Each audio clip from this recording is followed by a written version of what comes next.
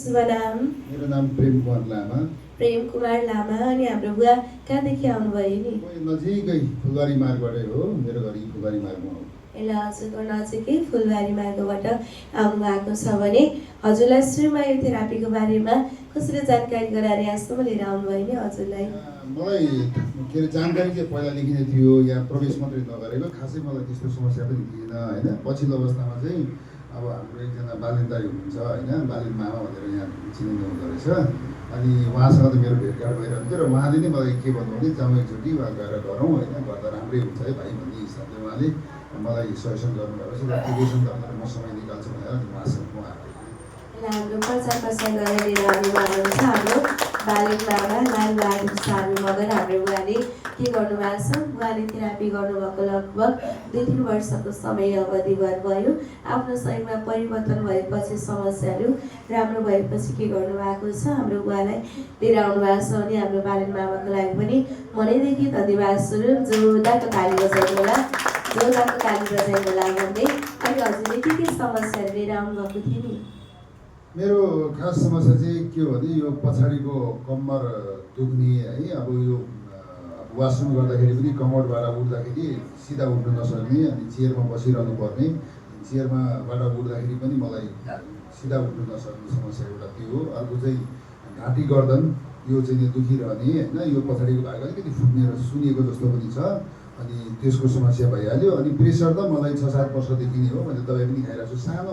सानो एमजीको धेरै ठुलो प्रेसर पनि होइन त्यस्तो होइन, प्रेसर कन्ट्रोलै छ। अनि बाँकी त अरू खासै त्यस्तो समस्या होइन। यही समस्याहरू चाहिँ खासमा लिएर आएको हो। हाम्रो बुवाले लिएर आउनुभएको समस्या भनेको ढाड कमर दुख्ने 2 महिना पुरानो समस्या, हात र खुट्टामा झस्को लाग्ने 4 महिना समस्या, गर्दन दुख्ने 1 वर्ष, प्रेसर हाई 7 वर्ष, कान आफै कराइरहने समस्याहरू लिएर आउनुभएको थियो भने एचएममा आउनुभन्दा अगाडि यो समस्याको लागि कुनै पनि औषधि उपचारहरू गर्नुभयो कि भएन नि हजुरले? मैले यस्तो छ, प्रेसरको त मैले दबाई खाइराखेको होइन, तर यो सामान्य ढाड त्यस्तो मैले चाहिँ कतै चेक जाँच पनि गरेको थिइनँ। अब बिहान मर्निङ वाक जाँदाखेरि अब गार्डनमा साथीहरूसँग बसेर यस्तै भनौँ न फिजियो जस्तै गरेर उफ्रिने गर्ने, अब हल्का चाहिँ वार्मअप गर्ने, त्यो मात्रै गर्थ्यो। मैले खासै त्यस्तो डक्टर कहाँ गएर चाहिँ मैले कुनै पनि चेकअप गरेको थिएन। जाने कुरामा चाहिँ मैले सोच बनाइरहेको थिएँ, अब अलिक केही समस्या भयो भने चाहिँ जानै पर्ला, तर तत्कालै चाहिँ म वाकिङ गर्दाखेरि पनि ठिक हुन्छ कि भन्ने मलाई त्यो सोचले गर्दा मैले गरेको थिएँ। खास ल प्रेसर आएको चाहिँ अब औषधि पनि खानु भएको लगभग 7-8 वर्षको समय अवधिभर भयो। अरू कुनै पनि समस्याको लागि चाहिँ मैले के गरिनँ, उपचारहरू पनि गरिनँ। अब किनभने यो समस्याले गर्दा गाह्रो हुने भइसकसँगै चाहिँ एकतालि अब चेकअप पनि गर्छु भनेर चाहिँ सोचिरहेको थिएँ भनेर पनि जानकारी गराउनु भएको छ। भने अहिले थेरापी गर्दै जाने क्रममा हजुरको के समस्याहरू पहिलाको भन्दा सुधार भएको छ नि?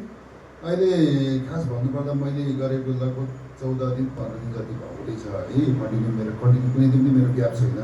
र यो बिचमा चाहिँ मलाई त्यस्तो किसिमको फिल चाहिँ भएन है, त्यो बेटर फिल भइरहेछ। अब यो थेरापी गर्दै जाँदाखेरि मलाई यो जुन ढाडको समस्या, हात खुट्टा हल्का झमझमाउने समस्या त्यो पनि कम भएको छ। त्यस्तै गरेर घाँटी गर्दनको समस्या त्यो पनि धेरै नै कम भएको छ। त्यसले गर्दा मलाई चाहिँ बडो राम्रो सुधारको चाहिँ सङ्केत दिइरहेछ होइन। र बिचमा मलाई अलिकति समस्या के भयो भन्दाखेरि सुरुमा मलाई 3 दिनसम्म चाहिँ एकदम टाउको दुख्यो, रिङ्गटा लाग्यो होइन। त्यसपछि म्यामहरूसँग सम्पर्क गरेँ, म्याम मलाई यस्तो भयो, के हो यसको, यो के हो भन्दाखेरि उहाँले के भन्नु भन्दाखेरि यो त सुधारको प्रतिक्रिया हो, तपाईँहरू कन्टिन्यू आउनुहोस्, कन्टिन्यू आउँदाखेरि तपाईँको यो सबै अटोमेटिक ठिक हुन्छ भन्ने जस्तो उहाँले सल्लाह दिनुभयो होइन। र म पनि कन्टिन्यू नै आएँ। र बिचमा फेरि मलाई एकचोटि डाइरिया भयो, एक रात एक दिन पुरै डाइरिया हो है। मैले त्यो फेरि मेडिसिन कुनै पनि युज गरिनँ। फेरि पनि उहाँलाई मैले सम्पर्क गर्दा उहाँले त्यो प्रतिक्रिया दिनुभयो, यो प्रतिक्रिया सुधारको प्रतिक्रिया हो, ठिक हुन्छ भन्ने हिसाबले उहाँले कुरा गर्नुभयो। मैले दबाई पनि खाइनँ, मेडिसिन केही पनि लिइनँ, तर ठिक पनि भयो होइन। अहिले मलाई जस इम्प्रुभ हुँदैछ, म पहिलाभन्दा धेरै बेटर भएको छु। अहिले लगभग म चाहिँ नि 50-60% मलाई राम्रो भइरहेको छ। समस्या पनि हल्का भएको छ, जुन यो हातहरू खुट्टाहरू चाहिँ हल्का झमझमाउँथ्यो, अहिले त्यो पनि थेरापी गर्दै जाने क्रममा पहिलाको भन्दा राम्रो भएको छ भनेर पनि जानकारी गराउनु भएको छ। भने अनि यति राम्रो प्रविधिलाई नखु सेन्टरमा लिएर आएर सञ्चालन गरिदिनुहुने हाम्रो यस्तै सेन्टरको सञ्चालिका मन्दिरा म्यामलाई हजुरको तर्फबाट के भन्न चाहनुहुन्छ नि हजुरले? होइन, उहाँ मन्दिरा म्याम लगायत सम्पूर्ण तपाईँ टिचर म्यामहरूलाई पनि मेरो भित्री मनैदेखि विशेष धन्यवाद होइन। र एचएम सम्पूर्ण टिमहरूलाई मेरो तर्फबाट चाहिँ धेरै धेरै धन्यवाद छ। उहाँहरूले चाहिँ नि यस्तो निःशुल्क चाहिँ रूपमा आएर सबै बाबा आमा सबै चाहिँ मानिसहरूलाई चाहिँ यहाँ जुन निःशुल्क चाहिँ एक किसिमको उपचार थेरापी दिइरहनु भएको छ, यो चाहिँ धेरै सराहनीय धेरै चाहिँ राम्रो काम हो। र मैले जहाँ पनि मैले साथीभाइसँग बसेर कुराकानी गर्दाखेरि चाहिँ मैले यहाँको बारेमा पनि मैले कुराकानी गर्छु र यहाँको जुन म्यामहरूले जुन बिहेभ गर्नुहुन्छ, जुन चाहिँ टिचरहरूले चाहिँ यहाँ उनीहरूलाई जसरी बिहेभ गर्नुहुन्छ त्यो कुराहरूलाई मैले सम्पूर्ण वर्णन गरेर साथीभाइहरूलाई बुझाउने पनि गर्छु। र साथीभाइहरूलाई जहाँसम्म समस्याहरू छ भने तपाईँहरू जानुहोस् है, जानुपर्छ भन्ने हिसाबले मैले कन्भिन्स पनि गरिरहेको हुन्छु। हाम्रो बुवाको लागि पनि मनैदेखि धन्यवादहरू। जोरदारको ताली बजाइनु होला, जोरदारको ताली बजाइनु होला भन्दै हाम्रो बुवालाई चाहिँ म यो 1 वर्षको कार्ड लगाएर स्वागत र सम्मान गर्छु। सबैजना मम्मी बुवाले ताली बजाउनु होला।